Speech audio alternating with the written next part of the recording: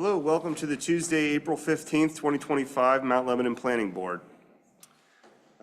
Zoom participants, if you wish to comment during the public comment agenda items, please use the raise hand function. During the public comment agenda item, the chair will recognize you. When recognized, please be sure to unmute your line and announce your name and address for the record. You'll have 5 minutes to comment. Okay, we'll have a call to order. Our board members, Andrew George here, Dave Hornacek, Here.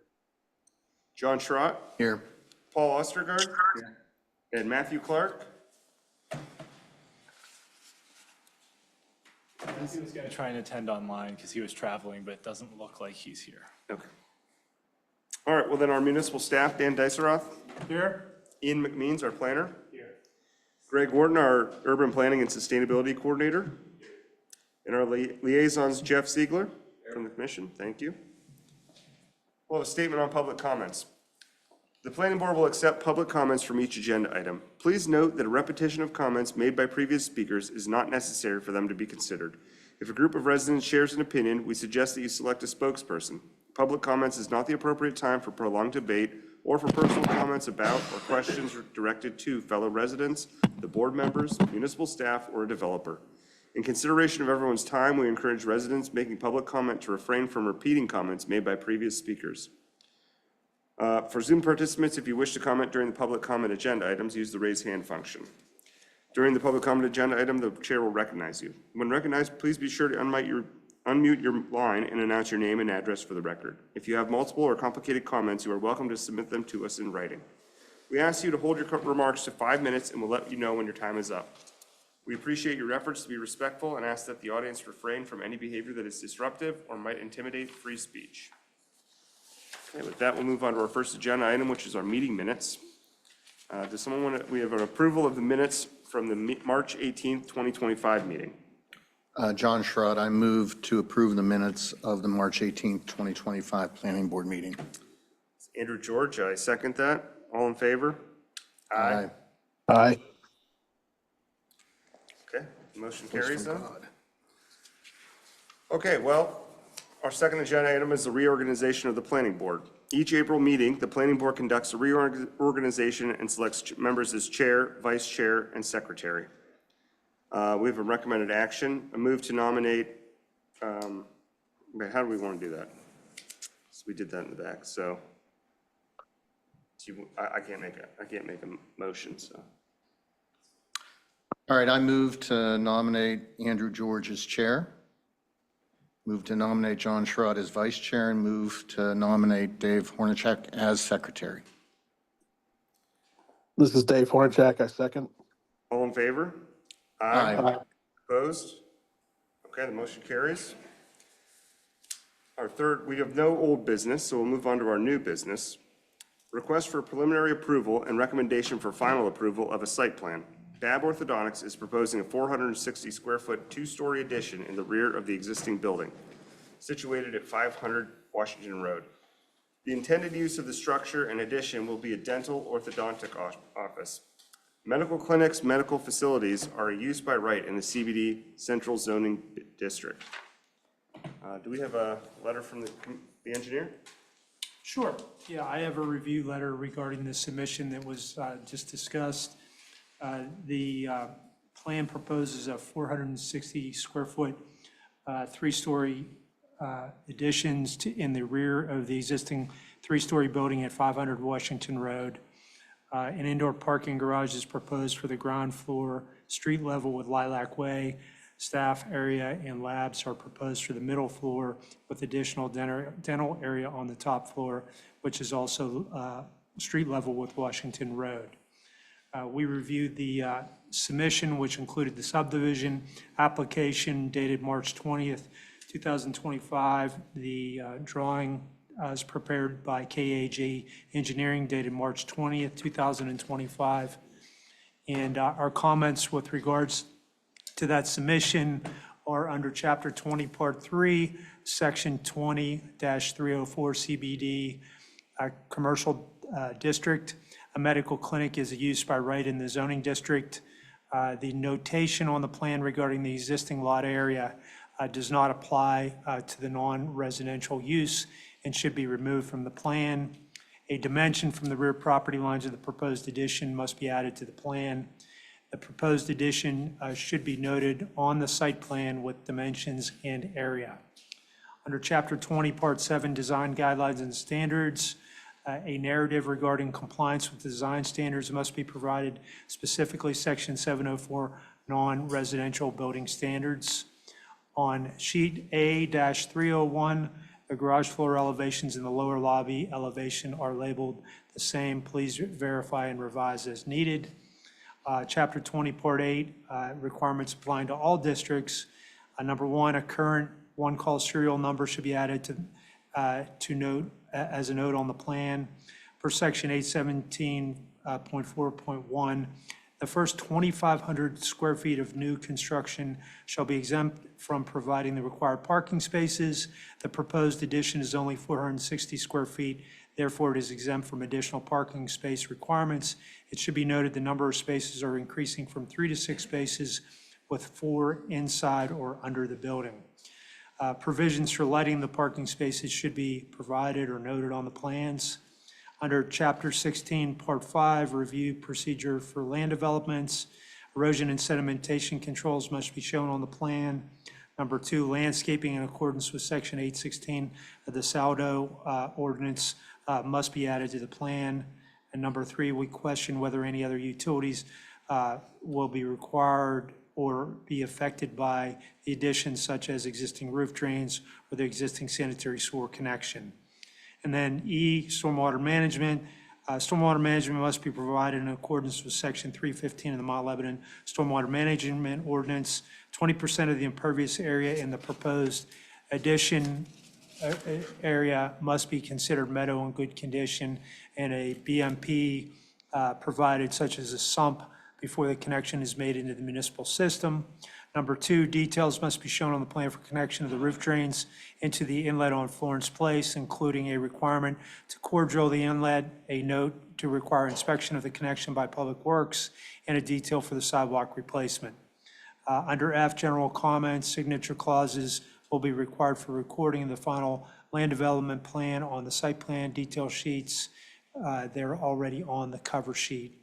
Number 2, a cost estimate for site amenities must be submitted for review and approval, and the required financial security posted. And number 3, the municipality may have additional comments. Mr. Chairman, that concludes my report. Thank you. Is there someone from the development that would like to speak?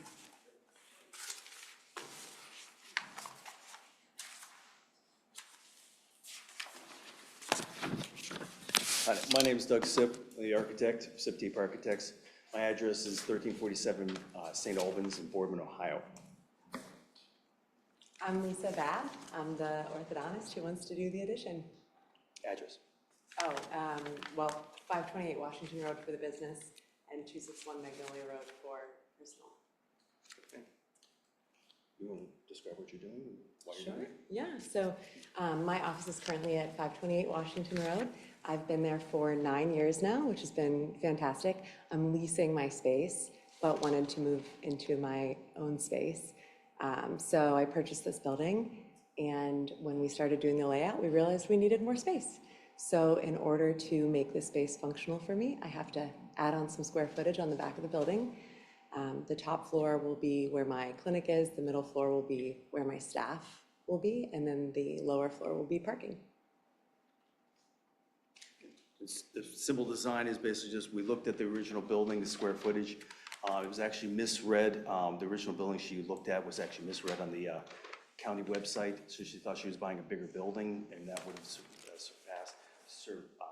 handled her size. But unfortunately, we needed another 500-600 square feet to make it work. You can look at the floor plan on the sheet A200 if you want to see how we're laying it out. And I looked at originally just doing just a cantilever in the building out from above and having some poles go down. But then we eventually ended up with a simpler solution just to build a 3-story addition. The lowest story being an addition for back-to-back parking. From what I understand, they do this now on their site, so they'll be working with their own staff to park. There won't be any staff parking for patients. The middle layer is just an expansion of there for a lab. She wants a nice lab space. And then you see what the design for the upstairs area is, just a nice open area. The addition itself, I try to design it to kind of reflect the residential area opposite it. So I was going to be using large windows and some nice trim work on the exterior. It's very simple exterior wrap of the building. And other than that, I was just basically, we're looking at keeping our costs in line with what she's trying to deal with, this additional cost she had for the building. So, but the initial impetus was the fact that it was misread on the commissioner's website or the county website, which I didn't realize myself when I was looking at the building. Yeah. We wouldn't have been in front of you if we would have had an extra 200 feet that they said we had. So can you explain a little bit to us about what the color palette is that you're talking about in the back? I know you have hardy plank back there and a split face block up to the first floor. We were looking at two initial colors for the exterior of the building. Her corporate colors are like, she went to Pitt, University of Pittsburgh. So she's looking at just a simple blue addition. I want to try to add some color. I don't That's like not doing. pit blue, though.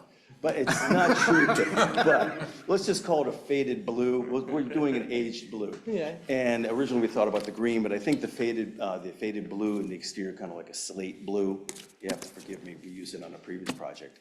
And it works really, I think, would be a nice addition to add some color to the area, other than just doing like a beige or a black or white addition. I just want to try to bring some color, so I'm encouraging her to just do a nice, soft palette to the whole exterior. So basically the whole rear is going to be basically just white framed windows similar to what are in front, and then the rest of the building being blue. Probably even the cornice or the coping, we'll probably just do that in like a brown if we have to replace it. The front, I think, has a terracotta. We may be replacing that because it was some of this degraded.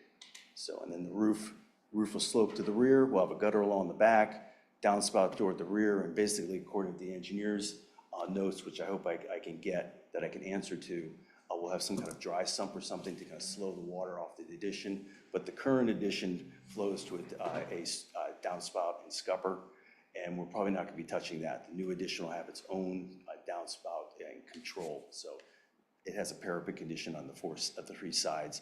We're not going to bother that existing roof. That was recently replaced before she had the place. And we'll just deal with a low slope roof at the rear. So I'm just trying to keep the same massing in the building.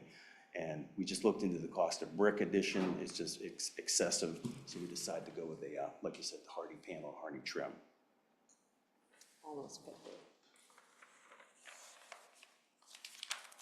I was happy to see the big window in the back, because the sunsets that way are excellent. Well, So my current space, I don't know if any of you have been in 528 Washington, so my current space, when I walked in, it had been untouched for over a decade. But I walked in as the sun was setting, and I said, oh, I can work with this. It has a So I large want to window make now. sure, yeah, it's floor to ceiling windows in the back, so I don't want to lose that touch, because it's really nice when you're seeing patients and when you're trapped inside all day, as some of you can relate to have a little bit of that outside touch, so. Plus, if people are waiting for me, they have something nice to look at. yeah, and we do have a firewall condition on the right-hand side of the building, or this side of the building, so I have to kind of limit to no windows on that side, but I wanted to open up to the side street and to the rear. The site has some steep parts to it. How do you handle accessibility from, say, the car or the curb to the various levels of your building?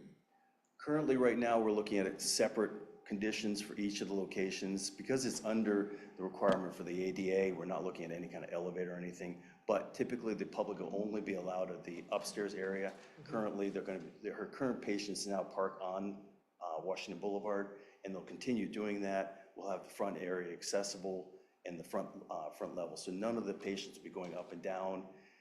As to her staff, she basically is gonna be basically working with the current staff she has now. They're all ambulatory, not to say she wouldn't have a handicapped person, but I think you would make compliance for that person to maintain the level that they're gonna stay at. They would not go up and down. We have toilets on each level, other than the garage level, obviously, that will keep and maintain. So the people working in the lab probably mostly stay in the lab, or they'll just run up and down the stairs that we're going to leave there. But beyond that, I'm just using the existing conditions the township supplies for public accessibility.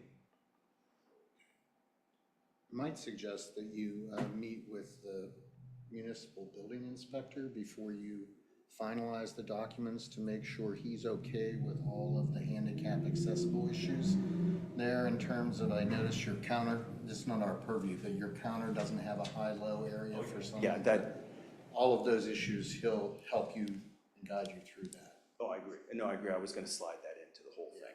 Usually I like to have a high-low section for sit-down. Right. I think most of her checkout is standing now. We do have to have a seated area there. You appear to have some level changes on the lower level too. There already is existing lower level. The way it was split, it's actually steps up. So the lower, the area in the front is tucked down about 11 and a half feet below and then it steps up to about 10 feet. So there's actually an existing condition there. That's why I'm maintaining the rear addition at the level of the secondary upper level. And then the lower level of the garage, we're just gonna probably work with the slope of the ground. It slopes about a foot at the center, and maybe about 18 inches to the right. So we're probably gonna have some pretty steep grade change once we exit the back of the building. But with Ian, we kind of wanted to maintain, we didn't want to go any further back than the 15-foot setback. So we kind of stopped the building at that point, and would probably just, like most buildings in Pittsburgh, are built on a hill. We're gonna have to just. Pittsburgh's tough. I grew up in Pittsburgh. I'm an Upper St. Clair graduate, Yeah. and my wife, who's my partner, she's a Mount Lebanon graduate. So we know Pittsburgh very well. We just happen to end up in Ohio. It's a long story. You don't want to hear about it. So Are you planning any landscaping? I wanted to, but unfortunately I didn't get deep enough into the code, and Ian didn't smack me on the head about saying I need a landscape plan. So shame on Ian. But I'll get that to you. And there's a nice planting strip we're gonna maintain down the side. It has some kind of older planting, and in the front, we do want to remove 2 Bradford pear trees in the front, and we would be proposing some planting across the front of the building. So I would want to work with the municipal engineer on that, on a legitimate planting plan. So I would like to have an opportunity to submit that later for review, maybe an administrative review if that's acceptable to the board. But I do feel that the front area needs to be, right now the trees are overgrown, they're dying. And again, Bradford pears are just not really an acceptable urban tree in today's world. So I'd rather just deal with some lower plantings, unless there's a requirement for the township for some tree planting. The side strip is too thin for planting unless we want to do arborvitaes, but I don't know if you really want arborvitaes. I'd rather keep a more lower manageable plantings and not going to get anything, large or excessive. But I could work with your administration on that. We generally do want to see a landscaping plan as part of final approval, so when it goes in front of the commission for the actual vote on final approval, because this is preliminary approval with the planning board, so I would recommend including a landscaping plan with that. And as part of that too, I know on your site plans and your architectural plans, you showed some trees in the front, you showed some trees on the side. Those are actually just large shrubs. Or shrubs, or whatever they are. And then on even the one side elevation drawing, there were some other shrubbery that were shown. So I think just kind of making sure that when you submit for final approval, whatever you're showing on the drawing reflects what you want to do from a Yeah, we planting can specify standpoint. each Yeah. of the trees and the amount, and I have some details like that for proper planning. We do have a pretty detailed plant list, like an acceptable plant list that's in the ordinance. Yeah. So we can work with you on that. And I think there's a requirement for street trees in Washington, right? I'm not sure about on Washington Road, if there's, generally we want trees every 40 feet or so, give or take. And so, I know the property has a street tree or 2 in front of it right now. Well, not street trees, sorry. They're not municipal street trees, they're Yeah, they're private actually trees. on our property. Yeah, And we're so, hoping to remove them to see the building again. Yeah. And because they pretty much block the whole building. Yeah. And then there are Bradford pears, which I'm not very Right. much supportive, so. Yeah, let's just look over the list, and if you want to talk about it before you submit on final, we'll be glad to look we can at figure it. something out. No problem. Yeah. I've done many landscaping plans. Are you changing the facade on Washington Road? On the front, yeah, we are looking at replacing the existing glass that's there with new storefront glass. The glass there now is like a corrugated glass, and it's not conducive to her new look. So basically, we're gonna be replacing that in. Yeah, because I don't think we saw that in the packet. I didn't know if it was really needed, But if it's something that the commission would like to see, we could add that as a front elevation on there. So I didn't, right now, we were just looking at the requirement for the addition only. I noticed some panels starting to peel away on the corner. Yeah, we're gonna try to repair that enamel panels. I wanna try to maintain them. Yeah, they're 1950s kind of vintage enamel panels. I'd like to keep them, Okay. but we're gonna have to look at them, and we might have to replace them overall, but it's something I think that we still have to look at as a team with the cost seen from our contractors.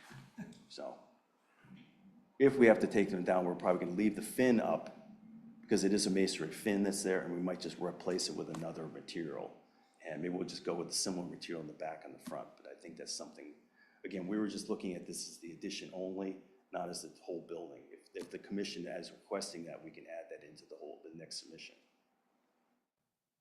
I think having front elevations, I think that's kind of what the board was getting at, was having front elevations would be good, just to have that view as well. Yeah, that's a simple addition.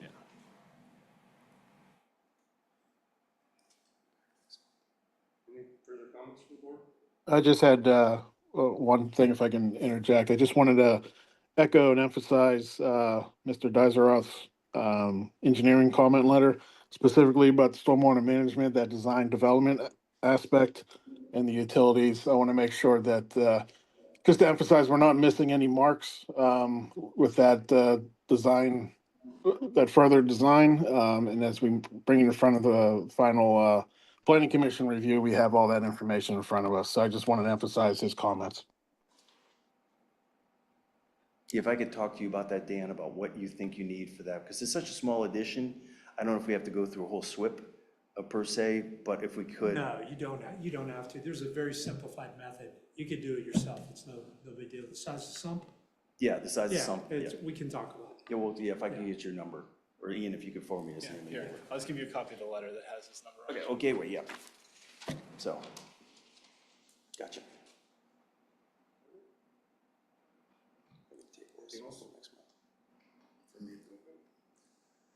Thank you. Are there comments from the, Mr. Apke, are you commenting about this project, or? No, okay.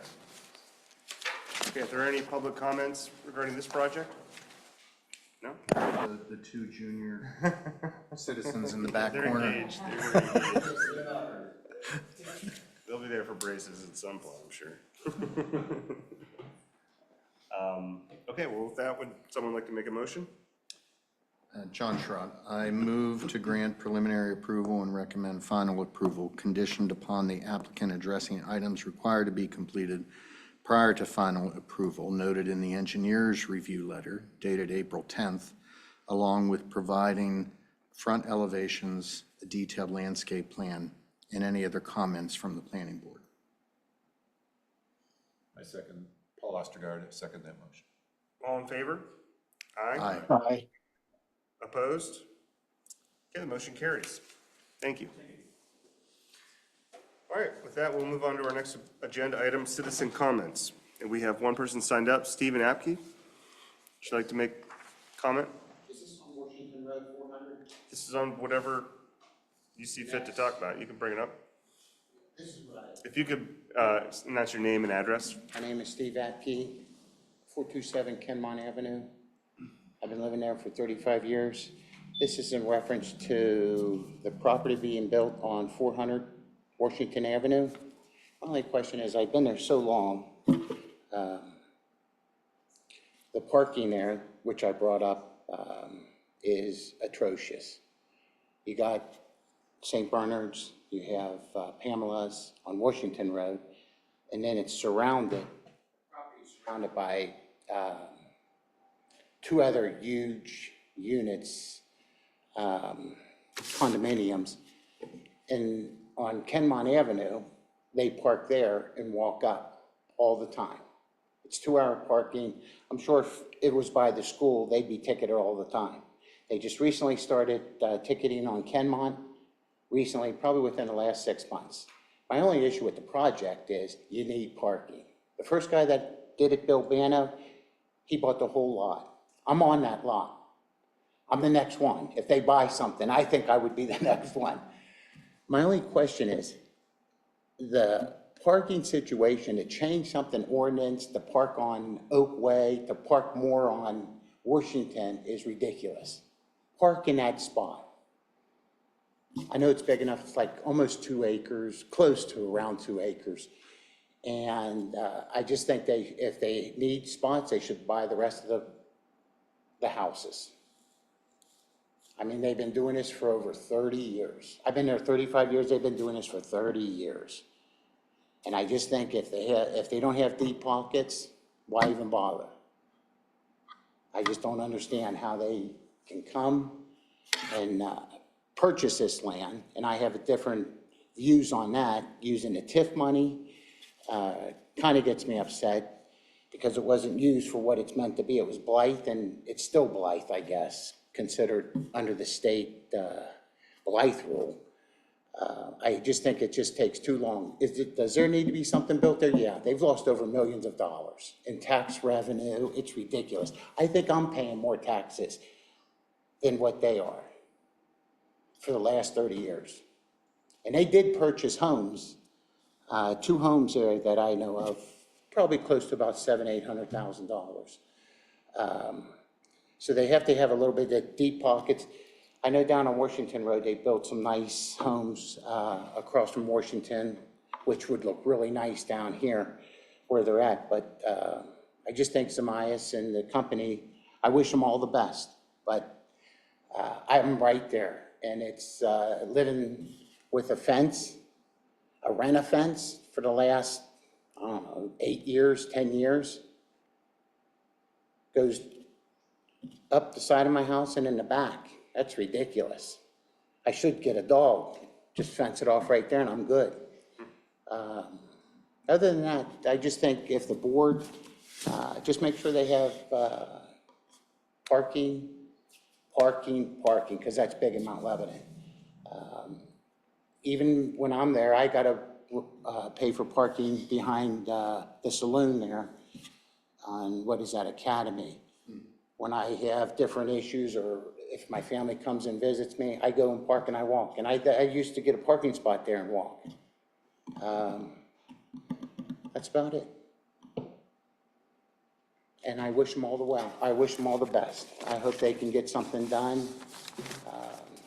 But parking's a big issue. Thank you very much. Thank you. Any questions? So, Mr. Apke, you know, they came in front of the board last month as just a. Yeah, this is just as yes, to correct. fill us in on what they're thinking. We gave them a lot of feedback, and they will need to come back to the board, probably multiple times. So if you just keep aware of when that is happening, and And it's not happening tonight? no, it is not happening tonight. I know, I looked at it and I said, I'll just go up and see. But like I said before, they've lost so much money. We could have paid for that school addition. They wanted 60 units before, $5,000, dollars in taxes. Holy cow.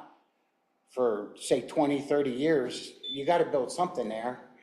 But I get everything comes to me because I live right there. The water situation,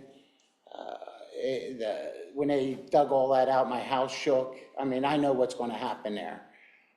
Like I said, the first guy who did plan this wanted to buy the whole lot. And you wouldn't have a problem. I know the Pendle's next to us, and I forget the other name on the other side. It's right there, you can see it, and they want to put something really nice there, and it would look nice. It's going to look nice. But I have to put up with all the noise and construction, which, like I said, I had a fence there, rent a fence for the last 10 years. I think they can take that down. That'd be nice. But other than that, thanks. Thank you.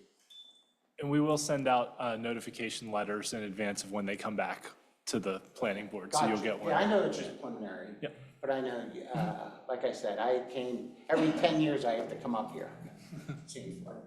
So provided like 80-some spots for, what was it, 48 No, it was almost 2 spots per 52 unit. units in total. 52 units, and they had like 86 spots. Yeah, but don't they need more they need like 96? There's, Yeah. I mean, I don't wanna, that's my whole thing is with parking is, like, you have to have deep pockets. Purchase the homes. What are we doing? I mean, what, we wanna park all over Washington, or Oak Way and Kenmont? I mean, it's ridiculous. And I think they, like I said, they lost a ton of money. Well, Mount Lebanon has lost a lot of money on this whole situation. And I just think it should be, they shouldn't be parking on the road, like you said, every place you have two parking spots. And if you have 96 spots or 100 spots, whatever they need, it should all be on that property. And there is a section in our code that allows a developer to, by the conditional use process, request a shared parking arrangement, essentially, where they can take credit for existing public parking, whether it's garages or on-street spaces or public parking lot spaces, as well as proximity to transit. And when they made their presentation, they indicated that they were going to make that concurrent application through the conditional use process. So in addition to their land development plan coming through the planning board and ultimately the commission, if it makes it through the planning board, that conditional use request would also go through the planning board and public hearings at the commission as well. So that was what they indicated when they gave their presentation, that they were going to try and use that section of the code on the shared parking formulas, which the code allows them to do. It gives them the opportunity essentially to have a public hearing in front of the commission and the commission to kind of weigh all the factors and determine if they get it or not. So there's a lot of process to go through, and you'll definitely get notification letters when they're going to be in front of either the planning board or the commission. Thank you. You're welcome. Thank you.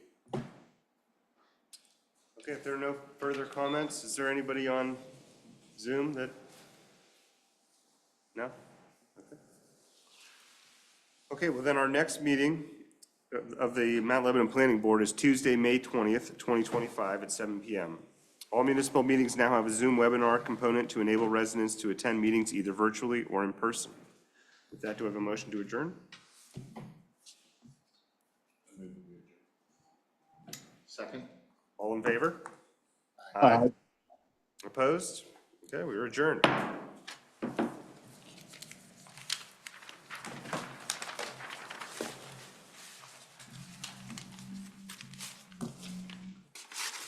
Ian, are those your sheets?